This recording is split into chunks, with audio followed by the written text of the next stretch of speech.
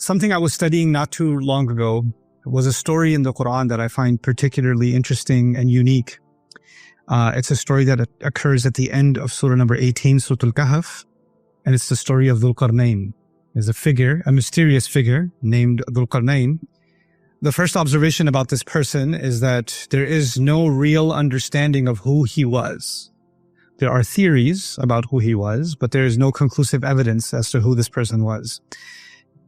And that raises the first question, why wouldn't the Quran just come out and say who he was? Why just give us this title and not tell us? Allah also mentions, the book also mentions that he traveled east, he traveled west, and he went between two mountain passes. And yet we don't know where this east was and where this west was and where these mountain passes were. And there are all kinds of theories about that, but none of them are conclusive. The point in the Quran, as a student of the Quran, I can tell you the purpose of the Quran is actually to almost emphasize the goal, the objective, and de-emphasize all the details. Like the Quran goes out of its way to take attention away from certain things. The human tendency is we want to know everything. So when we come across a story like this one, we get distracted with, well, who was he? Where was he? Where's this location? Where's this wall? Where's this, who are these people, etc., etc. But that's exactly the opposite of what is happening in the text. There's actually something counterintuitive happening. Don't worry about the details. Focus on what's being given to you instead of focusing on what's not being given to you. Now, in terms of what is being given to us, I find this to be one of the most interesting stories teaching us some things about leadership that pertain to Muslims, that pertain to non-Muslims, that pertain to leadership in general, wisdom about leadership in general. So I'm going to start sharing a few things from this story that we can take away and really think about, inshallah, together. The first of them is Allah says, آتَيْنَاهُ مِنْ كُلِّ شَيْءٍ سَبَبًا فَأَتْبَعَ سَبَبًا. God says He gave him all kinds of sabab. Sabab means a means to an end. Sabab actually in Old Arabic was also used for a rope. And quite literally, a rope is a means to an end, right? The rope in a well is a means to get to the bucket, isn't it? So sabab refers to what you can call resources, because resources are a means to an end. So for our convenience purposes, we'll translate the word sabab as resources. So now God is saying that God gave him all kinds of resources. We'll learn about some of them soon. But then once you get resources, spiritually you would think when you've been given a lot of resources, then your goal should be to be grateful for the resources that you've been given.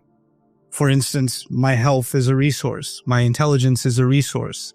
My income is a resource. These are all gifts from God, and therefore I should just be grateful. The spiritual reaction to these gifts should be gratitude. But instead of highlighting gratitude, Allah highlights something else here. He says, فَأَتْبَعَ سَبَبًا. So He put those resources in use for more resources. So He actually followed the resources He was given to build even more resources or to put them to full use. In other words, if you want to think about this in modern terms, He had assets and He invested those assets. He had resources and He invested further those resources. That's what He was doing. Now, this sounds like it's almost materialistic. Don't you have enough? You should be grateful for what you have. Why are you doing any more than what you have? Why are you interested in growth? Why are you interested in building more and more and more and pursuing more resources? You find the answer to that elsewhere in the Quran, where Allah says about Dawood, there's few people in the Quran that are extremely wealthy and powerful, right? So there are figures in the Quran that are very poor and powerless. And there are figures in the Quran that are very wealthy and powerful, and Dawood is one of them. Wealthy and powerful. He has kingdom, vast kingdom. And Allah says something interesting about Dawood. He said, "I'malu ala Dawuda shukra." Do gratitude. Instead of saying be grateful, He said do gratitude. What that means is the power, the wealth, the resources that he was given, the influence that he was given, when he was using that influence to create more positive change, to do more, he was actually doing an act of gratitude. Now let's step back before we go any further in the story. The principle here is that I have been given certain talents in life. I've been given certain opportunities in life. I've been given certain pathways in life that have been made open for me. If I am to make the most of them, think of each one of those opportunities, those resources as an investment, and I make the most of them to do more good for myself and to do more good for others around me, then I'm actually doing an act of gratitude. If you have a brilliant mind and you're not putting it to use, you're ungrateful. If you have incredible, business acumen and you're not putting that to use, you're being ungrateful.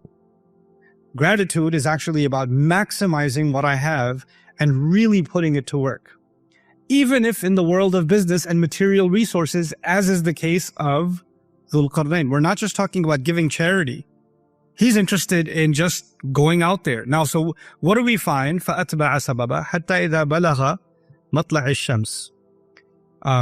Actually, even before that, Maghrib al-Shams. So he reaches the west. And when he gets there, he finds that there's a people here. And when he meets these people, قُلْ لَا يَا ذَا الْقَرْنَيْنِ إِمَّا أَن تُعَذِّبْ وَإِمَّا أَن تَتَّخِذَ فِيهِمْ حُسْنًا. He meets these people, he's never met them before. He's in a new civilization. He's going somewhere he's never gone. In other words, he doesn't know if he's going to find wealth. He doesn't know if he's going to find death. He doesn't know if this is going to be a failed venture and he'll find nothing. He doesn't know. He's just going out there. What we do learn about this person is he actually has a kingdom. We do learn that.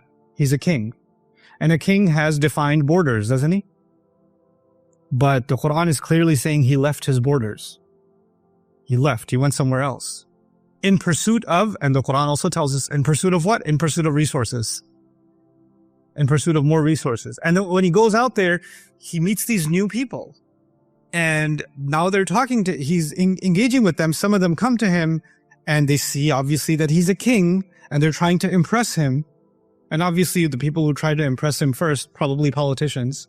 So they go and they try to put in a good word to see if they can get some favor. And he issues a policy. It's a pretty amazing policy. He says, أَمَّا مَنْ ظَلَمَ فَسَوْفَ نُعَذِّبُهُ وَأَمَّا مَنْ آمَنَ وَعَمِلَ صَالِحًا فَلَهُ جَزَاءً الْحُسْنَى وَسَنَقُولُ لَهُ مِنْ أَمْرِنَا يُسْرًا. He says, okay, so I've come here. I'm claiming this territory. And it doesn't matter how much you impress me with your speech. Whoever does wrong will be punishable. So it's not your words that are going to get you out of trouble. If you're doing something wrong, there will be consequences.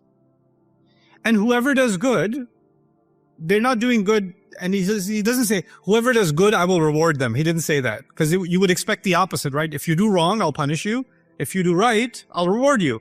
He doesn't say that. He said, whoever does wrong will be punished. And whoever does right, well, God will reward them. It's not me. God's going to reward. And I'll make things easy for them. It's interesting. It's a very interesting contrast.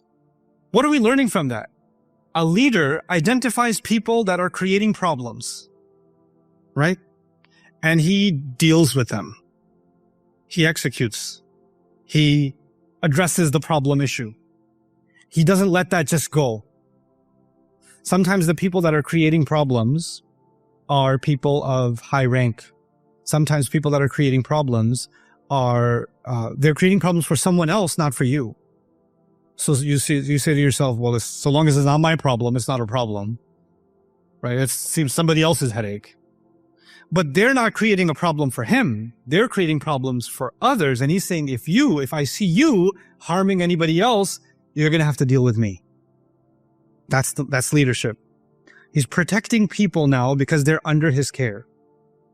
But on the other side, if people are doing the right thing, he doesn't want to reward them. Why not? Because he thinks that doing the right thing should be done for the right reasons. And if people start doing the right things to impress me, their intentions are going to get corrupt. Now their moral compass is twisted. Now doing the right thing is actually just an investment for their own personal benefit. No, no, no. If you do the right thing, if you have faith and do the right thing, then God will reward you. And if you are doing the right thing, here's the interesting thing. وَسَنَقُولُ لَهُ مِنْ أَمْرِنَا يُسْرًا. We're going to say, from our decision point of view, we'll say easy things to them. What does that mean? I'll open the pathway for you to do more good. Now, what does that mean for you and me? It means if I'm a leader and I know somebody's doing good work, and then they come up to me and they say, I have this idea. I think it can really benefit the company. It can really benefit the team. It can really benefit this project. And I know this person's doing good work. Then I say, I'm going to let you try it. Let's give it a shot. Maybe it'll work. Maybe it'll fail. But you know what? The fact that you are sincerely doing good work allows you enough merit that this is worth a shot. Now, the problem is, I was saying this informally before this gathering. I run a company, and that company's gone through downsizing and upsizing. It was bloated at one point. It was smaller at one point. And I've had all kinds of interesting experiences in business. And one of the business challenges in any organization that gets big is that it becomes less flexible. It has multiple departments. Every department has its own group. Every group has their own egos, because we're all human beings, right? And when somebody is in a, and then there's a hierarchy. So if I'm at the top of the hierarchy, then there are my executives and the managers and whoever else. And there's a pyramid, and I'm the pharaoh on top of the pyramid, right? I'm the pharaoh on top. If somebody at the bottom, some intern, somebody has a good idea. They have a good idea. They now have to go to the ego right above them, and then the ego right above them, and then finally make it to me. Most likely, what's going to happen to that idea? Most likely, it will die. That idea could have brought millions in savings. That idea could have opened up an entire different sector of the market in business. It could have. It had that potential. But because that idea was coming from someone who doesn't really count, they're at the bottom. Or that idea was being presented by someone that other people feel insecure about. Because when somebody starts working really hard, they start making other people that are not working hard look bad. Right? And when someone has a lot of ideas and a lot of enthusiasm in the same department as somebody else who just likes to come and sit down and then make sure their pens are in color order and their notebooks are aligned properly, and then they go, time for my morning latte, right? They have this routine, they have their process, right? And when someone comes along and says, new idea, oh my God, this is so exciting. Can you just breathe a second? Let me just have my morning routine finished, because you're causing me a little bit of anxiety. I think the other employees are getting a little anxious around you. If you could just calm down a little bit, because the rest of us are worried. Nobody else is worried. You're just comfortable being lazy. And now you're insecure about someone who's not being lazy. And so the one who actually has energy and enthusiasm is being quietly, directly, sometimes indirectly being encouraged to not be so active, to not have that many. Nobody really needs to hear your ideas, okay? I graduated from this university. I have a master's degree. I have 20 years of experience. And believe me, that's not a good idea. No, I don't believe you. I don't believe you. The reason you're saying that is because you're scared that new ideas can come and take hold. And if new ideas take hold, change might come. And human beings, sometimes they're not interested in growth. They're not interested in exploring new territory to use the resources to their maximum ability. Sometimes human beings just want things to stay exactly the same, because you're comfortable with familiar. The familiar is comfortable. The new is uncomfortable. What is leadership? Leadership is, I'm going to explore new territory. What else is leadership? I'm going to find people that are trying to do good things, and I'm going to make their pathway easy for them. So that what I'm doing at the top, I'm also allowing that to happen at the bottom. I'm creating that avenue. And of course, that is trial and error. Most new ideas fail. That's a reality. That's the reality of new ideas. Most of them fail. But if you create a culture of, we're going to explore, we're going to improve, we're going to energize, there's actually a connection being made between the top and the bottom as if they're thinking the same way. So this is the first place he stopped. He made 3 stops. Many of you know the story. He made 3 stops. The second stop is even more interesting. He gets somewhere where the sun rises, matla'i shams, and he finds people, لَمْ نَجْعَلْ لَهُم مِّن دُونِهَا سِتْرًا. He finds people that are so backwards, they're so primitive, they don't even know basic architecture. So they don't even have roofs over their homes. They don't have a way of protecting themselves from the open sun. That's how backwards they are. That's how primitive they are. So we already know his policy for the first place he went. He went and he said, this is my policy. People that are making trouble, I will deal with them directly. And people that are doing good, I will make ease for them. I'll open the pathway for them. What's his policy going to be now? Allah says, كَذَلِكَ. He just let them be as they were. He left them alone. These people were so behind that right now, there's no point giving them any instructions. They don't even understand the basic instructions of how to save themselves from the blazing sun. Some projects are failed before they even begin. You should learn to cut your losses and move on. كذلك. He let it go. He didn't say, no, I'm going to bring civilization to these people. I'm going to first teach them how to speak properly. Then I'm going to teach them how to build. Then I'm going to do this. Then I'm going to do that. No. Maybe I'll come back in 20 years. Maybe they've advanced. This is too much. This is too much of a learning curve for these people. I don't have the resources to bring them that far up. I know my limits. I'm not here to save the world. I know what I can do and I know what I cannot do. These people, beyond my scope of ability. Incredible lesson in leadership, isn't it? I know what is beyond my ability. I know what is a hopeless cause. It's okay. I don't have to destroy resources, time, and energy working on something because I have too much of an ego to think I can change everything everywhere. I can't. I don't have that ability. So I'm just going to let this one go. I'm going to not push. كذلك. وقد أحطنا بما لديه خبرا. Okay, that's 2 stops, and there's a final stop. He goes to this third place. What was amazing about this third place is he meets people. كادوا لا يكادون يفقهون قوله. He meets people that almost couldn't understand a single word he was saying, which means he could barely understand a single word they're saying. Which means he went to a place of a completely different culture, a completely different language, a completely different civilization from his own. And because we already know he travels outside his own local area, right? And wherever he goes, he builds more resources. So within his resources are people from different cultures and different backgrounds. There's a diversity in his team of different languages and different backgrounds. So somehow, as you travel the world, languages, they connect with each other, right? So there's lots of Arabic words in Bahasa Melayu, for example, right? Because languages travel. And there's probably lots of, I would imagine some Sanskrit is connected in some way. Probably some of the East Asian languages are connected to Bahasa also in some way or the other. There's some common vocabulary, not all, but some, 10% here, 5% there, 5%. I found out, because I was recently learning Farsi, I was learning Persian, and I found out that a lot of Punjabi has Persian in it. So I was like, how did Punjabi get Persian in it?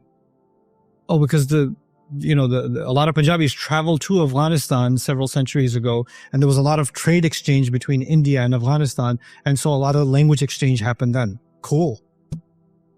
The reason I'm saying all of this to you is Dhul Qarnayn goes to this place.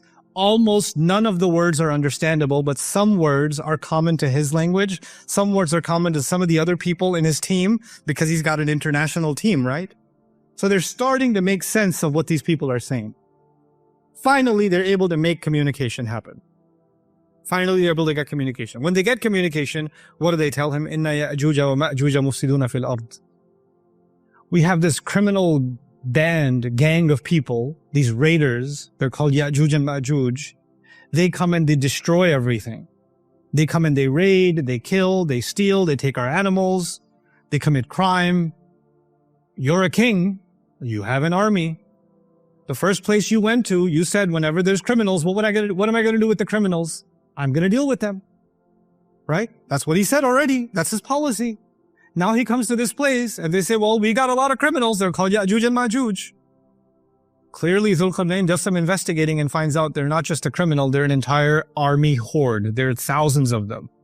There are hundreds, if not thousands of them. This is more than he can handle as a fight. He cannot engage in war with these people because that will also be draining. But he cannot leave either because they are committing crimes. So what's the best solution he could come up with? Let's build a wall. Let's build a barrier so these criminals that are coming and attacking you, they're not going to be able to come anymore. Let's build a barrier. Now, before I go on, I want you to know something. He made 3 stops, right? But does he have the same policy for all 3 places? No. Different situation, different audience, different problem, different location, different culture, and a true leader understands every time there is a different solution. You don't say, we did this last year, it worked. Well, we're not in last year. It used to work before COVID. Well, the world has changed after COVID. It's not what it used to be, right? It used to be that way all the time. We've been doing this for 20 years. Well, maybe that's exactly the problem. Because you've been doing something for 20 years. Some of that might still work. Some of that might no longer work. You need agility. And that's what a leader needs. A leader is going to new places. He's going to encounter new challenges, and therefore he will have to come up with new solutions. So the solution, the best case solution in this case is, I cannot stop them from attacking you. I cannot defeat them. I cannot end that problem. I can create some kind of a security mechanism. I can build a wall for you. The problem with a wall is, if you build a wall, is it going to eventually deteriorate? Yeah. Any construction needs to be maintained. So what does Dhul-Qarnayn do in his genius? If you study the surah carefully, he gets the people that are there that he barely communicated with. Remember? He barely communicated with them. He gets them to build all of the pieces under his supervision. Atuni zubar al-hadid. Qala anfukhu. Bring me these metal pieces. Bring me the copper. Now blow into it, bellow into it. This is how you burn metal. This is how you melt. This is how you weld. This is how you reinforce. This is how you fix.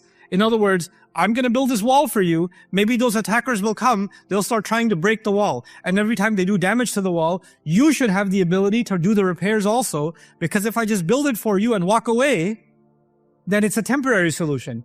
But if I teach you how to build it, and therefore also how to maintain it, isn't he doing something called empowerment? Isn't he doing something called training and development? Isn't he creating independence for these people? That's what he's doing. And he's saying, so long as this lasts, it lasts. But this is his contribution. So you find that he is actually coming up with different solutions. And in it, I find it's a pretty amazing philosophy for leadership. There are situations in which the best you can do is defense. Just build a wall. That's all you can do. The problem's too big. There are situations where you cannot always be the one to find the solution. You have to empower people. They have to find the solution. They have to go and look for the answer. Or you have to give them enough training that they can operate independently. They can do that. There are other situations that are too big of a problem and they are outside the scope of what you can do. Walk away. It's the best you can do. There are other situations where you know clearly there are problematic elements, toxic elements within. And it is your responsibility to identify them, to investigate them, and to deal with them accordingly. And then as a leader, I'm working backwards. It's your responsibility to find people that actually are doing good work and that have good ideas or can move things forward, can move the needle forward. And when it doesn't matter what rank they come from, what degree they have, what level of the organization they're in, there needs to be a culture in the organization, any organization that wants to flourish, where people that are doing something good, the path for them to pursue that potential is opened. سَنَقُولُ لَهُ مِنْ أَمْرِنَا يُسْرًا. The path needs to be opened. And when that happens, people feel truly invested. Now that I've shared some things from the story with you, now I'm going to wrap this up, inshallah, and share some personal experience with you. Bi'idhnillah. Some things you only learn the hard way. So there's studying Quran is the easy part. Life lessons, now that's the hard part.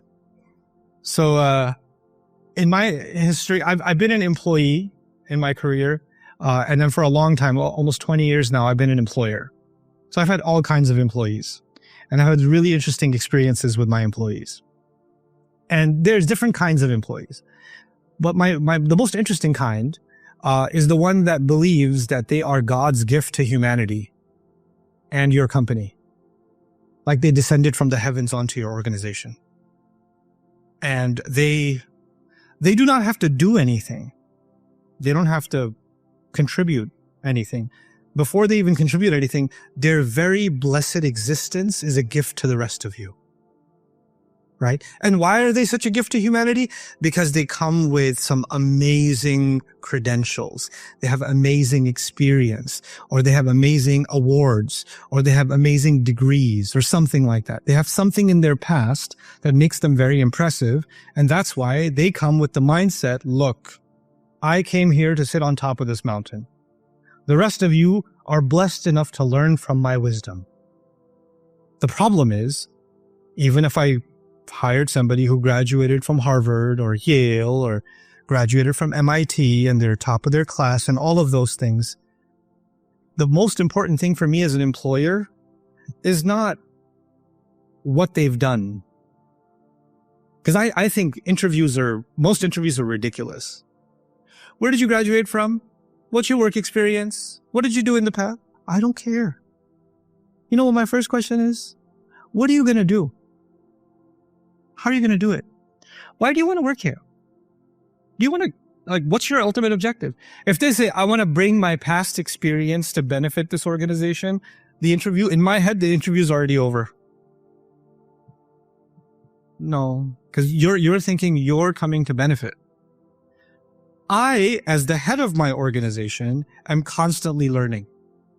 I need people with me that have the mindset they're constantly pursuing, constantly learning, constantly adapting, constantly pushing forward, growing.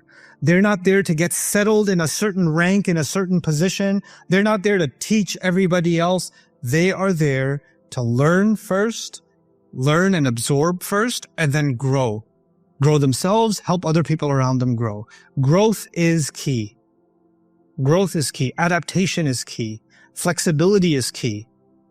And so the most amazing team members I've ever had are people that are just eager to learn. Even though they're extremely learned people, they're eager, constantly eager to learn.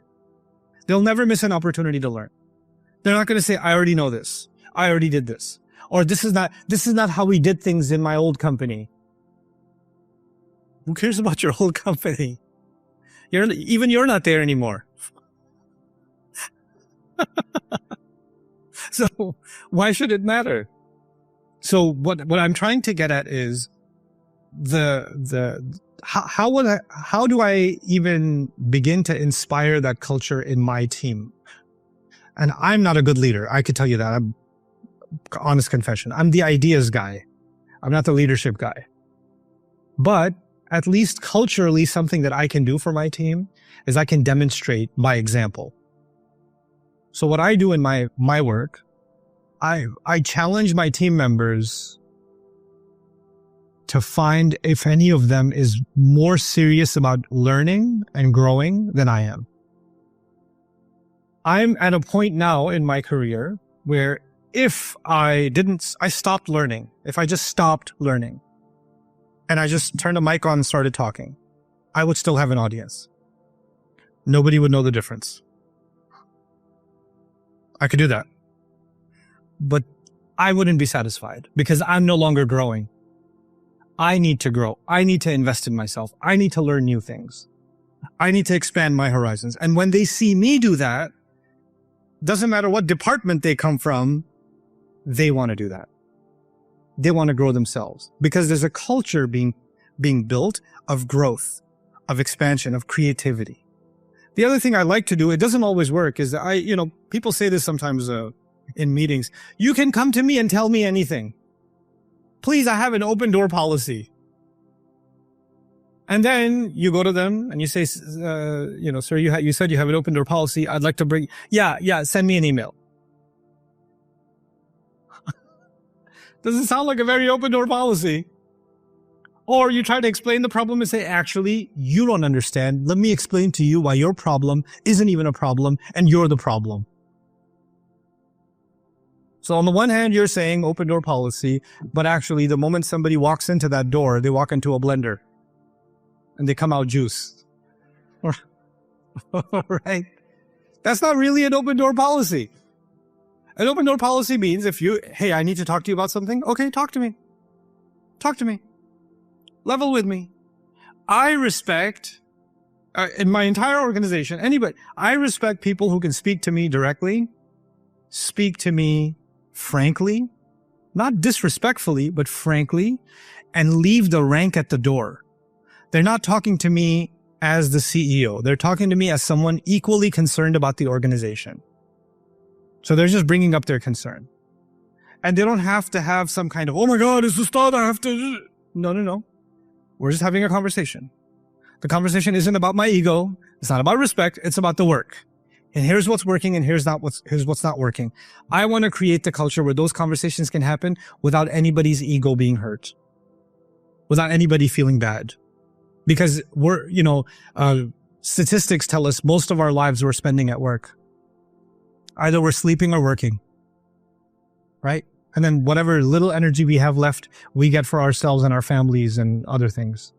But a huge chunk of our lives is exhausted in work, which means work is not just work, it's also our life. That life has to be meaningful. That life has to be productive. That life has to be, nurturing. And so, we have to build that. And last thing I'll say about, I kept saying good ideas. I'll just mention the example we were talking about in the private meeting. Sometimes you have, let's just say, I'm being hypothetical. Let's say you have 4 departments. Yeah? And 3 of those departments are very big. And one of those departments is tiny. And somehow, the 3 big departments are not they're not productive. They're not doing what they should. They've been there a long time and they accomplished a lot in the past, but now they've slowed down and things aren't going as well, or they're stalling, right? And then you have this little tiny department, the extra department, the department, they get the office next to the bathroom, that department. And somehow they did something that showed a lot of growth potential. It showed some growth. Now you're like, If you're a good leader and you see something has potential, what do? You say, let's inject some fuel into this small department. Let's see how far we can take this. Let's see if we can grow this. Because growth can come from unexpected ways. COVID taught us that, right? It can come in unexpected ways. Okay. So now you decide to put some time, energy, resources, attention, investment into the smallest department. You tell me, take a guess. Who starts getting nervous when you invest in the small department? The 3 big departments. What are you doing? That's a waste of resources. You know how small they are? I've been here for 20 years. We've been doing this way for a long time. You know what happens? Sometimes the biggest obstacle to growth are people who want to keep things from growing. Without realizing that all 4 departments, that's like saying this hand is able to do something, or my right hand is able to do something my left hand is not able to do. And the moment I start fixing things with my right hand, my left hand gets insecure. Hey. You really want to do that one? It's a little imbalanced over here. Let's do things where both hands are together. No, some things are meant better for the right hand. But by the way, when you're accomplishing something from one part of the body or another part of the body, who's the eventual beneficiary? Everybody. I can't have one hand competing with the other hand. I can't have one hand insecure about the other hand. So an organization cannot fully function if parts of it are insecure about other parts of it. Parts of it are jealous of other parts of it. Parts of it are seeing themselves as competition with other parts of it. Healthy competition is fine. But when we create that kind of an internal culture, we are actually destroying the organization from within. We're hurting the organization from within. Creativity should be celebrated. Successes should be celebrated. Investments should be made where they are most fruitful. And investments should discontinue where Dhul Qarnayn says, I can't help here. You should know when to quit. You should know when you're putting time, energy, resources in something and it's just not going anywhere. You need to know, hey, I know it's going to hurt some people's feelings, but we got to go. We can't do this. That's leadership. So I pray that some of these concepts are of meaning to you, inshallah. I'm hoping to have some interesting questions from you guys if you're still awake. Jazakumullah khairan. Assalamu alaikum wa rahmatullah. I'm going to take a seat over there.